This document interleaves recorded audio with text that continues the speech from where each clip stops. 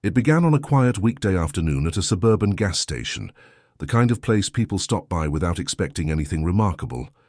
Sergeant Tamika Drury, a highly respected Army Reserve officer, had just completed a weekend of drills and was returning home in her uniform, still bearing the insignia that marked her service and rank. She walked inside to grab a bottle of water, nodding politely to other patrons, when two local police officers, Officers Dorsey and Linford, entered the store. What should have been an unremarkable interaction escalated within moments. Despite Tamika's calm demeanor and clear identification as a service member, the officers approached her with suspicion, questioning her purpose, her uniform, and even her identity. When she presented her military ID, their demeanor didn't change. Instead of verifying her credentials and allowing her to continue on her way, the officers accused her of impersonating military personnel, a serious charge, but one they wielded, without substantiated cause. She was then handcuffed, detained against the side of a squad car, and told she would be taken in for further questioning. Witnesses stood in disbelief, some filming with their phones, as a decorated officer, a woman who had dedicated years of service to her country, was treated like a criminal, without due process or basic respected undercurrent of the incident was unmistakable, and it reeked of something deeper and more insidious than simple misunderstanding. Tamika's treatment wasn't about a lack of credentials. Those were presented clearly and professionally. It wasn't about her behavior. She remained calm, cooperative, and respectful even as she was being wronged. What it seemed to hinge on, painfully and unmistakably, was the color of her skin. Officer Dorsey, in particular, dismissed her military ID with a scoff, allegedly muttering something about people trying to play soldier for attention. Despite the ID being genuine, and despite her uniform bearing proper patches and markings, they continued to question her legitimacy. It became clear to those observing, and to Tamika herself, that had she been a white man in the same uniform, this interaction would never have escalated to detainment. The implications were harrowing. To be black and in uniform was, to some, still not enough to earn the assumption of legitimacy. It was a chilling example of racial profiling, weaponized not only against civilians, but against those who had sworn an oath to serve and protect the very nation now turning a suspicious eye upon them. As is so often the case in the age of smartphones and social media, the truth did not remain buried long. Bystanders who had witnessed the incident were quick to upload video footage of the detainment online. The video showed Tamika, composed but clearly distressed, explaining her status as reserve officer, while two white male officers stood over her, dismissing her words. Her military ID was visible, her uniform unmistakable, yet the officers continued their aggressive posturing. Within hours, the video went viral, shared across platforms with hashtags like Justice for Tamika and Served and Profiled. News outlets picked it up, sparking a firestorm of commentary and criticism. The imagery, a black woman in uniform humiliated in public despite her service, struck a nerve with viewers across the country. Activists, veterans, celebrities, and political figures spoke out, condemning the actions of the officers and demanding accountability. This was not just about one woman, they said. It was about a system that too often refused to recognize the humanity and dignity of people of color, even when they had done everything right. Colonel Byron Keene's intervention, Tamika, even while being detained, did not panic or lash out. With deliberate calm, she requested to call her commanding officer, Colonel Byron Keene, a seasoned and respected leader in the Army Reserve. As soon as he heard what was happening, Colonel Keene sprang into action. Leveraging decades of military and political relationships, he began placing calls to state officials, law enforcement leadership, and media contacts. His outrage was both personal and professional. Tamika was not just his subordinate, but someone he had mentored and advocated for. Within hours, the police department was under intense scrutiny, not only from the public, but now from powerful voices within the military and government. Colonel Keene ensured that the department understood this was not going to be handled quietly or internally. By evening, legal teams were preparing complaints and formal inquiries were underway. Keene's swift and strategic response ensured that this would not be swept under the rug, and that the consequences for such misconduct would be both real and public. His advocacy was a turning point, transforming this incident from a potential footnote into a national flashpoint for accountability. Body cam footage exposes misconduct. The damning confirmation of wrongdoing came in the form of the officer's own body camera footage, released under pressure from both the public and legal teams. The video, time-stamped and unedited, showed a chilling sequence of events. It captured the initial approach, during which the officers barely acknowledged Tamika's ID before accusing her of fraud. It recorded Officer Linford sarcastically mocking her costume and Officer Dorsey dismissing her attempts to explain her rank and assignment. Crucially, the footage revealed a complete failure to follow standard protocol. No verification call to military police, no attempt to run her ID through proper channels, no de-escalation strategies. Instead, there was clear evidence of condescension, racial bias and procedural failure. The footage was reviewed not just by internal affairs, but by military legal advisors and external civil rights attorneys. The evidence was undeniable. Calls for termination grew louder, not just from citizens but from within the law enforcement community itself, where many condemned the actions as disgraceful and damaging to public trust. The footage didn't just support Tamika's account, it vindicated it in full, exposing a system that had for too long allowed bias to masquerade as caution. The fallout from the body cam footage was swift and uncompromising. After an internal review corroborated what had already become clear to the public, Officers Dorsey and Linford were suspended without pay pending further investigation. The suspension, though a start, did little to quell the anger brewing across communities nationwide. Within days, further evidence emerged, showing the officers had prior complaints related to excessive force and discriminatory conduct, which only intensified. Calls for immediate action. Under mounting pressure from local government, community leaders, military representatives and national civil rights organizations, the police chief announced that both officers were being terminated for gross misconduct and violation of departmental policies. In a rare move, the department released a detailed public report explaining their decision, citing clear breaches of protocol, racial bias, and abuse of authority. The firings were seen as a significant victory by activists, not only because the officers faced real consequences, but because it marked a shift toward transparency and accountability. Still, many emphasized that justice for Tamika and for countless others subjected to similar abuse required more than just firing two bad actors. It required system. While some in the community expressed relief at the officers' removal, the incident ignited a firestorm of protest and civic unrest. Rallies and marches sprang up across the city, drawing in activists from neighboring areas and organizations nationwide. Chants of "Respect our troops, respect our people" echoed through the streets as protesters demanded not just accountability, but change. Faith leaders, military veterans, student groups, and local families joined forces in an unprecedented coalition, united by a shared sense of outrage and betrayal. The police department, long viewed with suspicion by communities of color, found itself at the center of a reckoning. In response to the backlash, city officials convened emergency town halls, during which residents spoke with emotion and urgency about their fear, frustration, and lack of trust in law enforcement.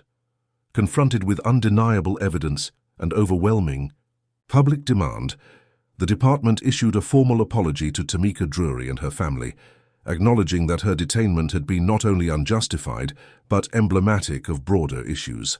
They also committed to instituting meaningful reforms, though many remained skeptical, watching closely to ensure those promises would not fade with. Throughout the ordeal, Tamika Drury's demeanor remained a powerful counterpoint to the injustice. She suffered. At no point during the incident did she raise her voice, resist arrest, or behave with anything less than professional restraint. In interviews that followed, she spoke not with bitterness, but with a quiet dignity that underscored the depth of her character. She described the humiliation of being doubted, dismissed, and shackled in public, while wearing the uniform she had earned through discipline and sacrifice. but she also described her decision not to retaliate, physically or verbally, as a choice, made consciously, to remain centered in her integrity, to trust that the truth would prevail. Tamika made it clear that her response was not passive acceptance, but a strategic, principled stance. Instead of reacting in anger, she turned to the law, filing official complaints and cooperating fully with both military and civilian investigations. Her grace under pressure became one of the most compelling aspects of the case, reminding the public that strength is not always loud, and that justice, when pursued with clarity and purpose, can carry more weight than fur. As the story continued to circulate, Tamika Drury became more than just a victim of wrongful detainment. She became a national symbol of resistance, strength, and transformation. To many, she represented what it means to endure oppression without surrendering one's identity or dignity. For Black service members, many of whom had long navigated the dual burdens of serving a country that often failed to protect them, Tamika's experience resonated deeply. Messages poured in from across the country, veterans who had faced racial discrimination, active duty officers who feared similar treatment, and civilians who saw in her story a reflection of their own daily struggles. Tamika never sought the spotlight, but it found her nonetheless, and in doing so, elevated her to a place of quiet leadership. Civil rights organizations invited her to speak, universities asked her to share her journey, and military advocacy groups held her up as a living example of both the costs of systemic bias and the power of personal resolve. Through it all, she remained grounded, reminding others that resistance is not only about defiance, it's also about survival, solidarity, and staying true to one's values in the face of injustice.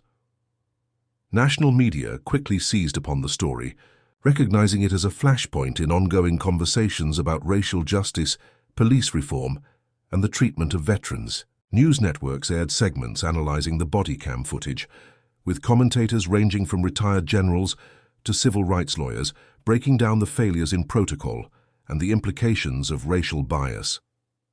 Tamika's face appeared on magazine covers and online news banners, her story chronicled in long-form pieces and op-eds calling for reform. Some networks sought exclusive interviews, hoping to capture the authenticity of her voice. The coverage, while often sympathetic, also thrust her into a new and uncomfortable kind of public life. Her story was dissected and debated, and her identity became a symbol in battles far larger than she had asked to fight. Still, this attention served a purpose. It forced institutions to respond. It gave visibility to countless others who had experienced similar violations, and it reignited national discourse around accountability and the intersection of race, military service, and policing. Through the media, Tamika's story reached the highest levels of power, prompting congressional hearings, Department of Defense inquiries, and a re-evaluation of policies meant to protect service members in civilian spaces. In the aftermath of public pressure and national scrutiny, the police department knew that simple apologies and terminations would not suffice. Facing calls for deeper institutional change, department leadership partnered with civil rights consultants, military liaisons, and community representatives to develop a comprehensive reform package. Among the most immediate changes was the implementation of mandatory anti-bias training for all officers, with a special emphasis on recognizing and deconstructing racial assumptions in high-pressure situations. A new protocol was also established for handling interactions with military personnel, one that required verification through official military channels before any allegations of impersonation could be pursued. Additionally, the department instituted a policy of transparency, requiring public release of body cam footage within 48 hours of any incident involving disputed detainment or use of force. While critics warned that these changes were only a beginning, many activists acknowledged that the reforms, though overdue, were a step in the right direction. Tamika's case became a blueprint for what systemic accountability could look like when leadership was forced to reckon with the failures within their own ranks and respond with structural solutions rather than surface level. Despite her resilience and poise, Tamika Drury was not immune to the emotional toll of becoming a public figure against her will. In the weeks following the incident, she found herself living in a strange dual reality, praised as a hero by many and vilified by some who saw her as an agitator or opportunist. She received death threats alongside thank you letters, applause, alongside suspicion. The constant media attention and flood of public commentary intruded into her personal life, affecting her family, her work, and her sense of safety. There were nights she couldn't sleep, replaying the encounter over and over, wondering how things might have gone if she hadn't kept her composure. She found herself constantly on alert, wary of interactions that might spiral into conflict. Even supportive messages sometimes felt overwhelming, as if people expected her to carry the burden of reform alone. Therapy, faith, and the quiet support of close friends and military colleagues helped her manage the strain. But the experience left marks, subtle but lasting, on her psyche, her relationships, and her view of the country she had sworn to protect. She had become a symbol, but beneath the surface she was still a person reckoning with trauma. Despite the personal challenges, Tamika's story sparked a wave of inspiration among individuals who had long felt invisible.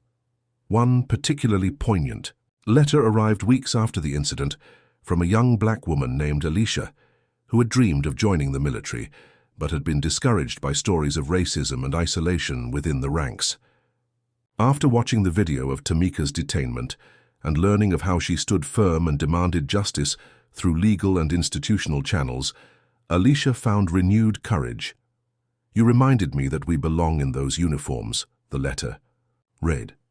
"That we don't have to shrink just because others are uncomfortable with our strength." Tamika received many such messages, some from military hopefuls, others from disenfranchised civilians, each one a small testament to the ripple effect of her composure and advocacy. She began writing back when she could, offering advice and encouragement, often through handwritten notes that carried the sincerity and wisdom of someone who had endured hardship without surrendering her principles. Through these quiet exchanges, Tamika discovered a new kind of service, mentorship rooted not in rank or assignment, but in lived experience and shared struggle. True to her nature, Tamika avoided the spotlight even as her story continued to circulate. She declined speaking engagements that felt performative or politically motivated, and turned down lucrative offers for book deals and interviews that didn't align with her values. Instead, she poured her energy into behind-the-scenes activism, focusing on mentorship programs for young veterans of color and support networks for those facing discrimination in uniform. She met privately with military leadership, advocating for more robust training in cultural competency and racial equity, and pushed for changes in how military credentials were recognized in civilian law enforcement systems. She also joined a non-profit that provided legal assistance to service members who experienced racial profiling or unjust treatment. Tamika didn't need cameras or headlines to make a difference. Her work spoke for itself. Her activism was measured and strategic, rooted in a belief that long-term change comes not from outrage alone, but from consistent, principled effort.